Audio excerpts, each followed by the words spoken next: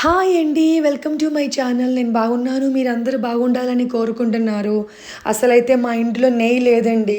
ఆ నెయ్యి అయిపోయింది. అందుకని నెయ్యి తయారు చేయడానికి కోసం ఏంటంటే, నా దగ్గర ఆల్రెడీ అది మీగడ కూడా లేదు. అలాగ వచ్చిన సందర్భాల్లో నేనేం చేస్తానంటే, అన్సాల్టెడ్ బట్టర్ అంటే ఉప్పు లేని వెన్న దొరుకుతుంది కదండీ! అది షాప్ నుంచి కొనుక్కొచ్చేసుకొని, అడుగు మందంగా ఉన్న ఒక బాండీలో ఏసేసుకొని, చాలా లో ఫ్లేమ్‌లో ఏసేసుకొని ఇలా కాస్తామనమాట. నాలాగా ఎంతమంది ఇలా చేస్తారండి? ఎందుకంటే నాకు బయట నుంచి తెచ్చే నెయ్యి అంటే అంత ఇష్టం ఉండదండి. వాళ్ళు ఏం కలుపుతారో ఏంటో తెలవదు కదా!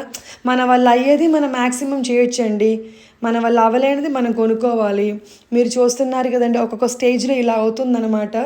మనకి మంచి నెయ్యి దొరుకుతదండి. ఎటువంటి కల్తీ లేని నెయ్యి మన ఇంట్లోనే మనం తయారు చేసేసుకోవచ్చు. మీరు ఇలాగే చేస్తారా ఏంటి?